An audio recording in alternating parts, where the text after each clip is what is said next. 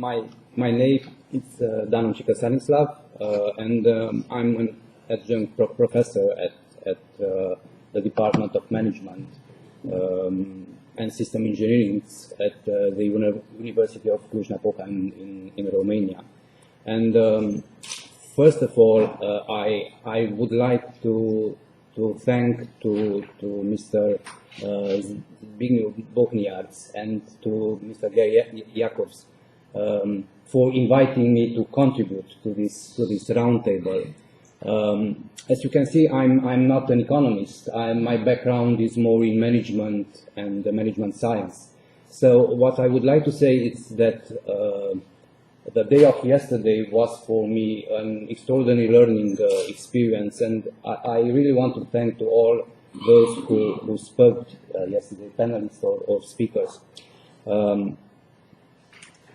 What I would like in the next 20 minutes, I would like to bring to your attention the findings of a research project carried out at the Center of Eco-Management at the Technical University. The findings of this research are presented in the book, in a book published last year. You can find the link on my slide. It's a book we made available for free download. So in the next 20 minutes, I will shortly give you a brief overview of the research.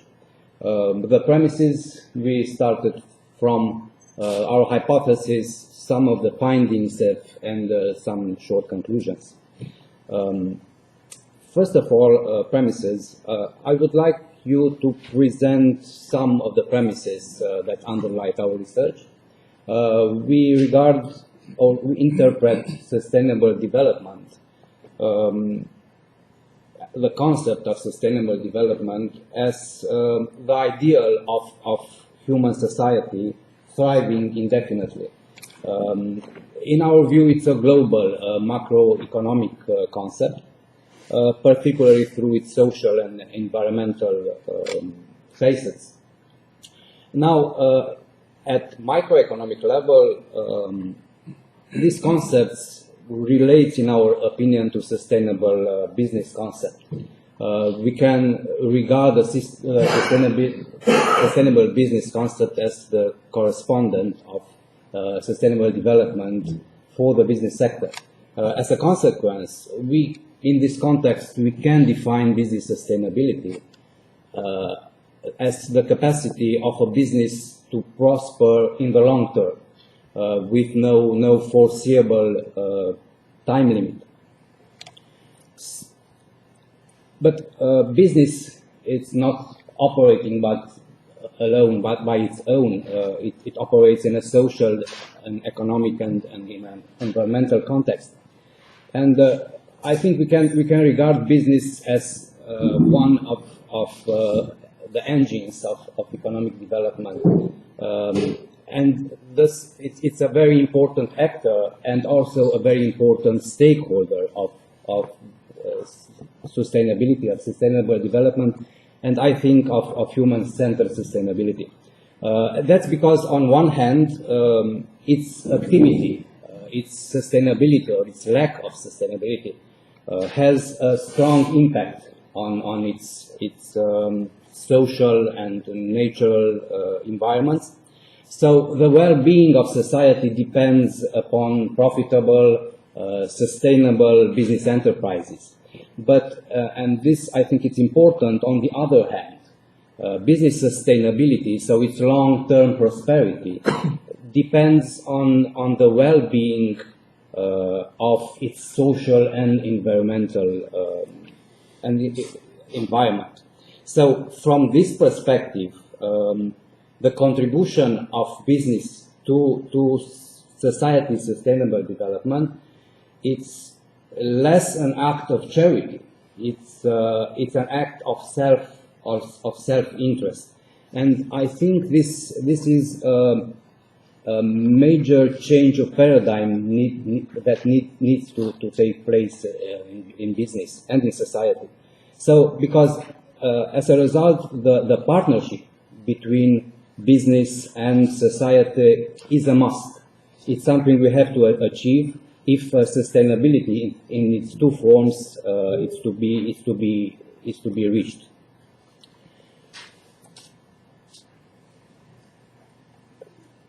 To be sustainable, to have long-term company prosperity requires factoring social and environmental concerns into business product.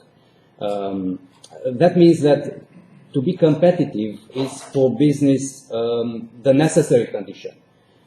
But for long-term prosperity, this is not sufficient. So prospects for long-lasting prosperity are to be substantially heightened by intervening social and ecological responsibility objectives in the objectives of the business.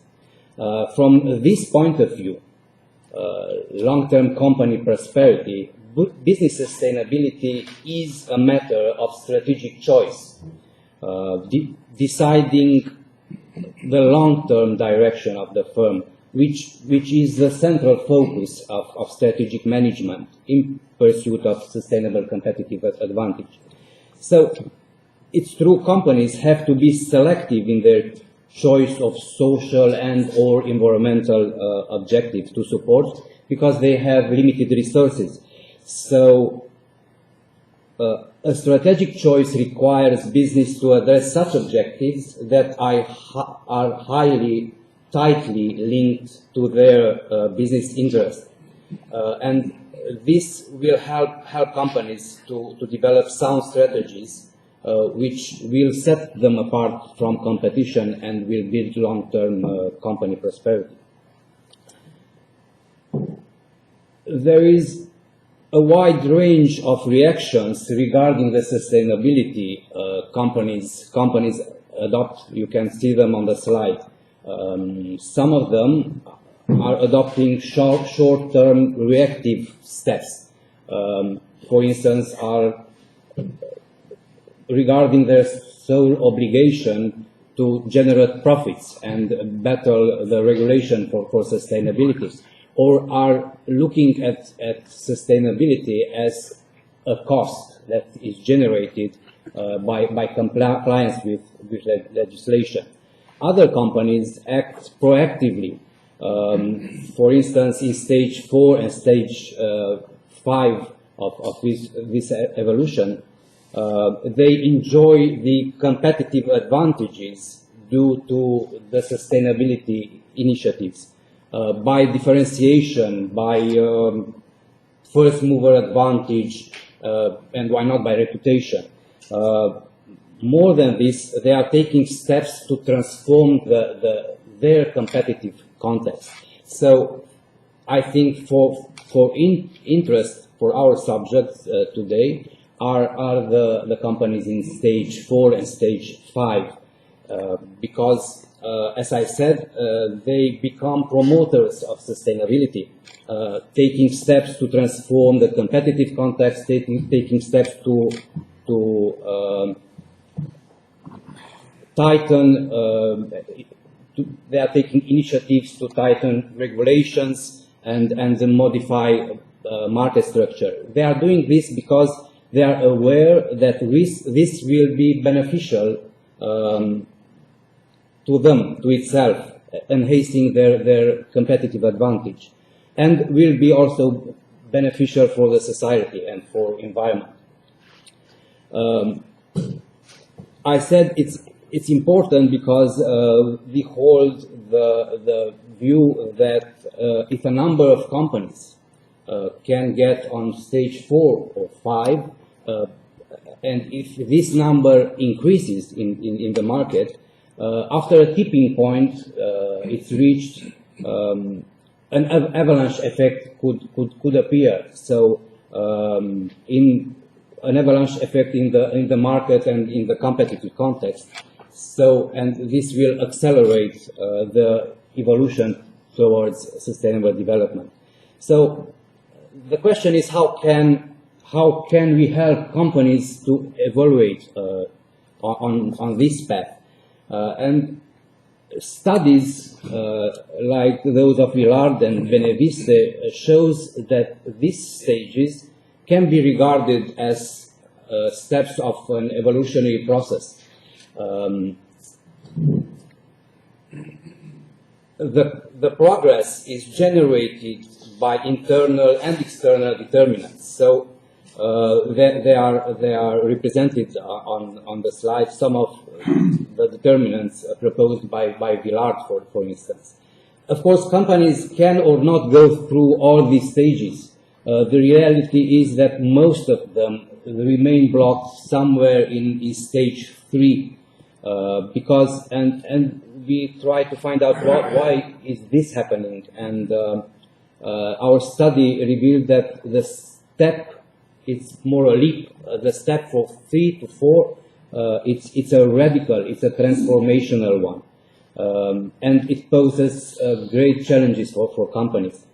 So the road to sustainability requires radical changes in companies for internal, for organizational values, for their mission, their vision, to the business models, to the applied management framework, and so on. Essentially, we can say that this is a continuous learning process at strategic level.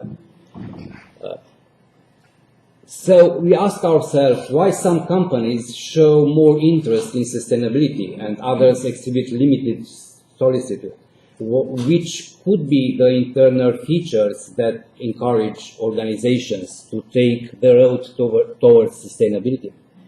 And the learning organization is a concept that had been widely used in context of change management. It's defined as an organization that is continually expanding its capacity to create its future. Change identifies 5 lifelong programs of study and practice called disciplines. The bottom line is that these practices are transforming at individual and at organizational team and organizational level the way the people in company are thinking. Kinga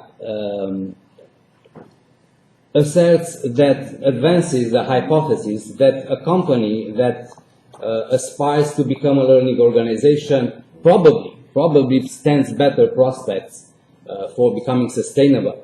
And this is because system thinking, so developing the ability to see interconnected parts, processes, to see circular causality and not linear one, patterns of change rather than isolated events, and mental models, the capacity of surfacing, questioning the personal and the team's paradigms, will help companies to be aware of interdependencies in their environment and develop sound strategies for sustainability.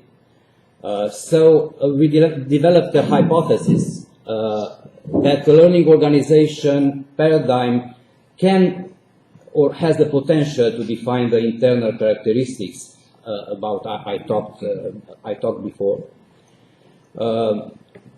First, that the disciplines of learning organization can can help the long-term orientation of organization, and that they are critical, they can help in the progression through the evolutionary stages toward sustainability.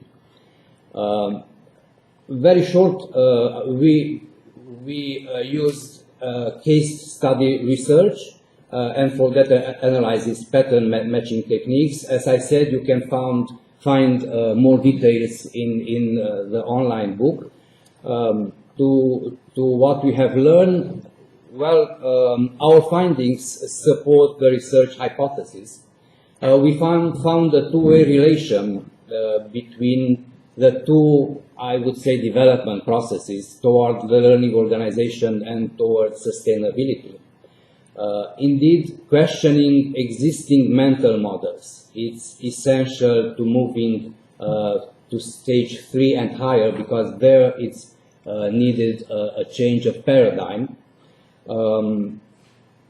Indeed, there is a critical need to think systemically in this struggle for sustainability, because it's important to, for instance, to understand the system in which the company operates in, and understanding and even redefining the boundaries. For instance, the boundaries, thank you, between externalities and internalities. One important thing, and I want to underline it, it's the importance of strategic management in the process. Sustainability needs continuous strategic guidance. Our case studies revealed that adopting a long-term perspective and providing strategic guidance to all corporate responsibility actions is critical over time. So as a conclusion, or the dimensions of the learning organization seems to be critical for moving towards more advanced stages of sustainability. And we could use the tools and the strategies and the paradigms of the learning organization to prevent and overcome internal limiting factors. And as I said, I think this can be of importance in the context of sustainable development, because if you can help companies to reach 4 and 5 level, maybe we can help to reach the tipping point I'm talked about, and to accelerate the evolution of society in general towards sustainability. Thank you very much for your attention.